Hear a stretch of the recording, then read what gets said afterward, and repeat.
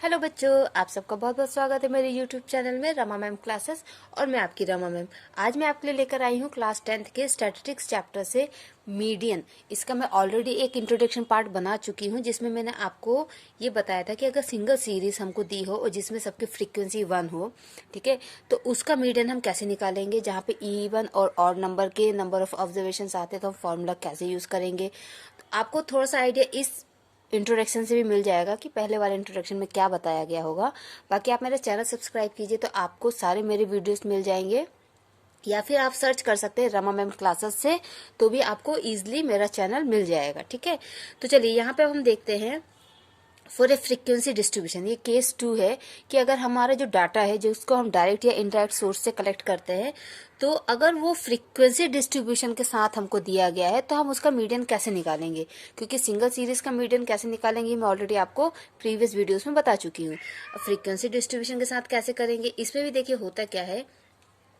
Frequency distribution में 2 cases होते हैं, एक तो होता है ग्रुप्ड, एक होता है अनग्रुप्ड। यहाँ पे हम पढ़ने वाले हैं अनग्रुप्ड फ्रीक्वेंसी डिस्ट्रीब्यूशन। ठीक है, तो यहाँ पे एक मैंने क्वेश्चन भी लिया। इस क्वेश्चन से आपको सिंगल सीरीज और फ्रीक्वेंसी दोनों में अंतर समझ में आएगा। जैसे देखिए, in your school baseball team scores the following number of home runs in 10 games. ठीक है, 10 गेम्स हुए हैं आपके स्कूल में, उसमें आपके स्कूल की टीम ने ये स्कोर उनको मिले हैं, जैसे 4, 5, 8, 5, 7, 8, 9, 9, 8, 7 ये आपको मिला। अब यहाँ से आप देख के कहेंगे कि ये तो सिंगल सीरीज है। ठीक है, ऑब्वियसली ये सिंगल सीरीज है, लेकिन इसमें क्या है कि कुछ नंबर रिपीट हुए हैं। ठीक है, तो इसको हम अनग्रुप फ्रीक्वेंसी डिस्ट्रीब्यूशन में कन्वर्ट कर सकते हैं, ये आपकी चॉइस है। ठीक है, या फिर आप इसको डायरेक्ट भी सॉल्व कर सकते हैं, या ये भी हो सकता है कि जो आपका पेपर आए उसमें इसी क्वेश्चन को वो फ्रीक्वेंसी डिस्ट्रीब्यूशन के चार्ट में बना के भी आपको दे सकते हैं। ठीक है, या फिर ऐसे सिंगल सीरीज के टर्म में भी दे सकते हैं, इस पैटर्न में भी दे सकते हैं और फ्रीक्वेंसी डिस्ट्रीब्यूशन पैटर्न में भी दे सकते हैं। अगर मान लीजिए हमको ऐसे ही मिला है, फ्रीक्वेंसी डिस्ट्रीब्यूशन पैटर्न में नहीं मिला है, या फिर उन्होंने हमको फ्रीक्वेंसी डिस्ट्रीब्यूशन पैटर्न में कन्वर्ट करने को भी नहीं कहा है, ठीक है, या फिर ऐसे भी कर सकते हैं कि इस क्वेश्चन को वो बोल दें कि आप इसको फ्रीक्वेंसी डिस्ट्रीब्यूशन में कन्वर्ट कीजिए, जो कि क्लास 7th या क्लास 8th में, आई थिंक 8th में ऐसा होता है ये क्वेश्चन। तो आप क्या करेंगे, तो पहले तो हम इसको सिंगल सीरीज समझ के करते हैं कि अगर ये सिंगल सीरीज का क्वेश्चन है तो इसको हम कैसे करेंगे। तो देखिए, इसमें क्या होता है कि सबसे पहले हम डाटा को असेंडिंग ऑर्डर में अरेंज करते हैं। तो ये इसको हमने असेंडिंग ऑर्डर में अरेंज कर लिया। इसके बाद हम ये काउंट करते हैं कि कितने ऑब्जर्वेशन हैं। तो यहाँ पे ये ऑब्जर्वेशन 10 है, और 10 एक इवन नंबर होता है। जब इवन नंबर होता है तो हम इस फॉर्मूले से सॉल्व करते हैं, और इवन और ऑड के केसेस में किस फॉर्मूले से सॉल्व किया जाता है ये मैं अपने प्रीवियस वीडियो में बता चुकी हूँ। तो इवन नंबर के लिए हम क्या करते हैं, n/2। यहाँ पे n जो है नंबर ऑफ ऑब्जर्वेशन, इसको आप स्मॉल n कैपिटल N किसी से भी डिनोट कर सकते हैं, ऐसा कोई इशू नहीं है।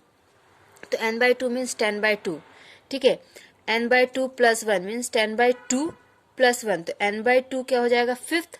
ठीक है, 5th टर्म, और n/2 means 5th + 1 6th term. तो इसमें 5th और 6th टर्म, हमारी सीरीज में 5th और 6th टर्म कौन सा है, 1 2 3 4 5। 5th टर्म है 7 और 6th टर्म है 8। तो उन दोनों टर्म्स को हम लिखेंगे, वो दोनों ऑब्जर्वेशन हम लिखेंगे और उसका क्या करेंगे, मीन निकालेंगे। तो 7.5 हमारा मीडियन क्या आ गया, 7.5। क्लियर है आपको। अब देखिए, सेम उसी क्वेश्चन को क्या किया गया है कि आपको फ्रीक्वेंसी डिस्ट्रीब्यूशन के फॉर्म में यहाँ पे लिखा गया है। सेम क्वेश्चन है आपका वो, ठीक है। तो आपको एग्जाम में उस तरीके से भी दे सकते हैं और इस तरीके से भी दे सकते हैं, और आपसे बोल सकते हैं कि आप मीडियन निकालिए। लेकिन ये क्या है कि ये अनग्रुप्ड डाटा है, इसको ये जो फ्रीक्वेंसी है किसी ग्रुप कैटेगरी में नहीं डाली गई है। ठीक है, इसमें क्या है कि 4 आपका 1 टाइम्स आया है, 5 2 टाइम्स आया है, 6 0 टाइम्स, 7 2 टाइम्स, 8 3 टाइम्स और 9 2 टाइम्स। ठीक है, आपको सेम क्वेश्चन क्या है, अनग्रुप्ड फ्रीक्वेंसी डिस्ट्रीब्यूशन के पैटर्न में या फॉर्म में भी दे दिया गया है। यहाँ पे भी हम क्या करेंगे, फ्रीक्वेंसी को ऐड करेंगे, ये जो हमारी फ्रीक्वेंसी इसको ऐड करेंगे, क्योंकि यही फ्रीक्वेंसी जो है हमारी नंबर ऑफ ऑब्जर्वेशन कहलाएगी। तो इस फ्रीक्वेंसी को ऐड करेंगे तो हमको मिलेगा 10। ठीक है, वी ऑलरेडी नो, बट हमको अगर इस पैटर्न में क्वेश्चन मिलेगा तो हमको करना पड़ेगा ये, या फिर वो आपको क्वेश्चन में लिख के भी दे सकते हैं। ठीक, तो यहाँ पे हमने अगर ऐड किया और ऐड करने पे हमको पता चला कि फ्रीक्वेंसी हमारी क्या है, 10 है। ठीक है, तो अगर आपकी फ्रीक्वेंसी 10 है मीन्स आपके ऑब्जर्वेशंस 10 है, ये एक इवन नंबर है, तो हम क्या करेंगे, फिफ्थ और सिक्स्थ टर्म जो भी इसका होगा उसको डिवाइड करके 2 से, जो कि हमने आपको पहले बताया, उस तरीके से कर सकते हैं। बट प्रॉब्लम ये है कि हमको पता कैसे चलेगा कि कौन सा फिफ्थ है कौन सा सिक्स्थ है, क्योंकि फ्रीक्वेंसी डिस्ट्रीब्यूशन में हमको इस फॉर्म में दिया गया है। ओके,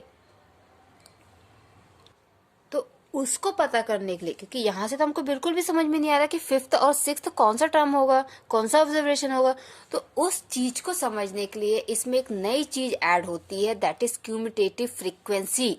ठीक है, ये शॉर्ट फॉर्म में यहाँ पे लिखा हुआ है क्यूमुटेटिव फ्रीक्वेंसी। ओके, जिसका फुल फॉर्म होता है CUMULATIV। ठीक है, क्यूमुलेटिव फ्रीक्वेंसी। तो ये हम क्यूमुलेटिव फ्रीक्वेंसी निकालते हैं। अगर आपको फ्रीक्वेंसी के फॉर्म में दिया हुआ है क्वेश्चन, तो हम क्या करेंगे कि जो हमारी फ्रीक्वेंसी है इसको हम अब क्यूमुलेटिव फ्रीक्वेंसी में कन्वर्ट करेंगे। और इसको कन्वर्ट करने का 2 तरीके होते हैं, एक मोर देन एक लेस देन। तो यहाँ पे भी हमको मोर देन और लेस देन नहीं करना है, क्योंकि ये हमें क्लास इंटरवल में नहीं दिया हुआ है, ये हमारा ग्रुप्ड फ्रीक्वेंसी नहीं है, ये अनग्रुप्ड फ्रीक्वेंसी है। तो अभी हम सिंपल क्या करेंगे, क्यूमुलेटिव फ्रीक्वेंसी निकालते हैं। क्यूमुलेटिव फ्रीक्वेंसी कैसे निकाली जाती है ये चीज आप समझ लीजिए, ये बहुत इंपॉर्टेंट है, क्योंकि आगे जो मैं आपके लिए इंट्रोडक्शन पार्ट बनाऊंगी उसमें क्यूमुलेटिव फ्रीक्वेंसी मोर देन और लेस देन आपको बहुत अच्छे से समझाऊंगी। ठीक है, जो आपको क्लास 11th में भी काम आएगा। तो यहाँ पे देखिए क्यूमुलेटिव फ्रीक्वेंसी ऐसे निकाली जाती है, जो फर्स्ट फ्रीक्वेंसी होती है उसको हम एज इट इज लिखते हैं, जो नेक्स्ट फ्रीक्वेंसी होती है उसके लिए हम क्या करते हैं कि इन दोनों को ऐड करते हैं। ठीक है, तो 1 + 2 कितना होगा 3। उसके बाद जब हम नेक्स्ट निकालते हैं तो इन तीनों को ऐड करते हैं। ठीक है, अनफॉर्चुनेटली यहाँ पे 0 है तो हम कुछ भी ऐड नहीं करेंगे। ठीक है, तो क्यूमुलेटिव फ्रीक्वेंसी हमारी यहाँ पे 3 ही रहेगी, ये 0 नहीं आएगी, ये 3 होगी। ठीक है, 3 ही रहेगी। उसके बाद क्या होगा कि नेक्स्ट हम क्यूमुलेटिव फ्रीक्वेंसी निकालेंगे तो हम क्या करेंगे, इन चारों को ऐड कर देंगे। इन चारों को ऐड करेंगे तो क्या हो जाएगा 5, क्योंकि 1 + 2 3 एंड 3 + 2 5। फिर नेक्स्ट हम जब निकालेंगे तो इन सबको ऐड कर देंगे तो 8 आएगा, और लास्ट जब हम निकालेंगे तो पूरा ऐड कर देंगे तो 10 आएगा। इस तरीके से हम क्यूमुलेटिव फ्रीक्वेंसी निकालते हैं। हम क्या करते हैं, फर्स्ट वाले को एज इट इज लिखते हैं, फिर सब ऐसे ऐड करते जाते हैं और लिखते जाते हैं। ठीक है, तो ये होती है हमारी क्यूमुलेटिव फ्रीक्वेंसी। अब इससे हमको ऑब्जर्वेशंस का कैसे पता चलता है, जो हमारा n होता है हम उसको निकालते हैं n/2। हम क्या निकालते हैं, n से n/2। ठीक है, हम n/2 निकालते हैं। जैसे यहाँ पे हमारा n था 10, तो हम निकालेंगे 10/2 मीन्स फिफ्थ। हमें क्या मिल गया, फिफ्थ ऑब्जर्वेशन। अब फिफ्थ ऑब्जर्वेशन क्या है, हमको डायरेक्ट मिल गया कि ये फिफ्थ ऑब्जर्वेशन है। ठीक है, यहाँ पे आपको सीधे सीधे दिख रहा है कि ये आपका फिफ्थ ऑब्जर्वेशन है, ये वाला। ठीक है, और फिफ्थ ऑब्जर्वेशन हम जब यहाँ पे जाएंगे तो हमको मिल जाएगा 7, कि हमारा फिफ्थ ऑब्जर्वेशन क्या है 7। और फिफ्थ के बाद सिक्स्थ आता है, फिफ्थ के बाद क्या आता है सिक्स्थ। तो हम यहाँ पे अब सिक्स्थ तो है नहीं, तो हम क्या करते हैं कि जो भी ऑब्जर्वेशन हमको मिला है उसके बाद नेक्स्ट जो होता है उसको ले लिया जाता है। तो फिफ्थ के बाद यहाँ पे नेक्स्ट क्या है, ये है, और इसके अगेंस्ट क्या है 8, इसके अगेंस्ट क्या है 8। तो हम इन दोनों का मीन निकाल लेंगे। समझ में आया। कभी कभी ये होता है कि जैसे हमने यहाँ पे फिफ्थ आया है ना हमारा, और हमको डायरेक्ट फिफ्थ मिल गया। समटाइम्स ऐसा होता है कि हमको फिफ्थ नहीं मिलता है, हमको उसके आगे फिर जो भी नंबर होता है हम उसको ले लेते हैं, और उसके आगे जो होता है उसको नेक्स्ट हम ले लेते हैं। मान लीजिए कि अगर यहाँ पे ये 5 ना होकर 6 होता, तो हम 6 और 8 इसके अगेंस्ट जो भी फ्रीक्वेंसी होती, ठीक है, उसको हम मीन्स इसके अगेंस्ट जो भी हमारे रन्स होते हैं ना उसको हम लेते हैं और उसका मीन निकाल लेते हैं, उस ऑब्जर्वेशंस को हम ले लेते हैं। ठीक है, आपको जब मैं और क्वेश्चंस एक्सरसाइज से क्वेश्चंस करवाऊंगी या भी अपने और इंट्रोडक्शन में आपको समझाऊंगी तो और क्लियरली आपको समझ में आ जाएगा। अभी आपको यहाँ पे ये क्लियर हो गया हम क्यूमुलेटिव फ्रीक्वेंसी कैसे निकालते हैं और जो आपके फ्रीक्वेंसी डिस्ट्रीब्यूशन में कैसे कन्वर्ट करते हैं। सेम क्वेश्चन आपको सिंगल सीरीज और फ्रीक्वेंसी डिस्ट्रीब्यूशन में भी दे सकते हैं। आपको बस इतना ध्यान रखना है कि सिंगल सीरीज में अगर नंबर रिपीट हो रहे हैं मीन्स वहां पे उनकी फ्रीक्वेंसी 1 से ज्यादा है, तो वो सेम क्वेश्चन आप फ्रीक्वेंसी डिस्ट्रीब्यूशन में कन्वर्ट कर सकते हैं उसको, या सेम क्वेश्चन आपको फ्रीक्वेंसी डिस्ट्रीब्यूशन पैटर्न में भी दे सकते हैं। बाकी जो प्योर सिंगल सीरीज वाले होते हैं उसमें क्या होता है कि आपकी फ्रीक्वेंसी जो होती है क्वेश्चंस की वो 1 होती है, जो मैं इससे पहले वाले वीडियो में आपको दे चुकी हूँ कुछ क्वेश्चंस। फिर भी अगर आपको यहाँ पे डाउट हो रहा है तो मैं आपको बता देती हूँ। इसे मान लीजिए कि एक क्वेश्चन आपको यह दिया हुआ है 3, 2, 5, 8, 1, 7, 6। ठीक है, ये आपको एक क्वेश्चन दिया है, इसका आपको मीडियन निकालना। अब इसको पहले हम क्या करेंगे, इंक्रीजिंग ऑर्डर में अरेंज करेंगे। तो 1 2 3 5 6 7 8 ये हमने अरेंज कर लिया। अब यहाँ पे आप देखिए कि जितने भी ऑब्जर्वेशन है सिर्फ 1 टाइम्स आए हैं, तो यहाँ पे इनकी फ्रीक्वेंसी क्या है, 1 है, तो इनको हम प्योर सिंगल सीरीज वाले क्वेश्चंस कह सकते हैं। ठीक है बच्चों, तो यहाँ से आपको ये क्लियर हो गया। इसके आपको और अच्छे से समझाने के लिए मैंने यहाँ पे एक एग्जांपल लिया है, और ये मैंने एनसीईआरटी बुक से लिया है। ठीक है, पेज नंबर 277 से ये क्वेश्चन है, टेबल 14.9 आप देख सकते हैं। तो देखिए ये क्वेश्चन आपको क्या दिया हुआ, इससे यहाँ पे आपको और क्लियर हो जाएगा फ्रीक्वेंसी डिस्ट्रीब्यूशन वाले ungrouped questions. Suppose you need to find the median of the following data which gives the marks out of 50 obtain by 100 students in a test. Means 50 number का टेस्ट हुआ है, उस 50 number के test में से 100 बच्चों के कितने नंबर आए हैं, ये यहाँ पे लिखा हुआ है। 20 नंबर 6 बच्चों के आए हैं, 29 नंबर 28 बच्चों के आए हैं, 28 नंबर से 24 बच्चों के आए हैं, 33 मार्क्स 15 बच्चों के आए हैं, 42 मार्क्स 2 बच्चों के आए हैं, 38 मार्क्स 4 बच्चों के आए हैं, 43 मार्क्स 1 का आया है, और 25 मार्क्स 20 बच्चों के आए हैं। ठीक है, तो ये मार्क्स लिखे हुए हैं। अब आप क्या करेंगे, सबसे पहले इस क्वेश्चन को थोड़ा सा ऑब्जर्व कीजिए और देखिए कि यहाँ पे आपको थोड़ा ना आगे पीछे दिया हुआ है। ठीक है, यहाँ पे 20 पे, यहाँ 25, यहाँ 33, 42 आगे पीछे दिया हुआ। तो इसको सबसे पहले हम असेंडिंग ऑर्डर में अरेंज करेंगे, और असेंडिंग ऑर्डर में अरेंज करते हुए हम एक चार्ट बनाएंगे। ठीक है, उसके बाद हम देखेंगे कि इसको कैसे सॉल्व करते हैं। ठीक है, तो यहाँ पे लिखा हुआ भी है, we arrange the marks in ascending order and prepare frequency table. तो हम यहाँ पे हमने इनको असेंडिंग ऑर्डर में अरेंज कर लिया। ठीक है, 20, 25, 28, 29, 33, 38, 42, 43 और टोटल। तो हमने ये सारी फ्रीक्वेंसीज को इनके अकॉर्डिंग जो भी हमको फ्रीक्वेंसी दी हुई थी वो हमने लिख लिया है। अब इसके बाद क्यूमुलेटिव फ्रीक्वेंसी निकाली गई। क्यूमुलेटिव फ्रीक्वेंसी मैं आपको बता चुकी हूँ कैसे निकालते हैं। पहले 6 लिख लिया, फिर 6 + 20 26, फिर 6 + 20 + 24 50, देन 6 + 20 + 24 + 28 78, 6 + 20 + 24 + 28 + 15 93, then 6 + 20 + 24 + 28 + 15 + 4 97, then 6 + 20 + 24 + 28 + 15 + 4 + 2 99, then 6 + 20 + 24 + 28 + 15 + 4 + 2 + 1 100। तो इस तरीके से क्यूमुलेटिव फ्रीक्वेंसी निकलती है।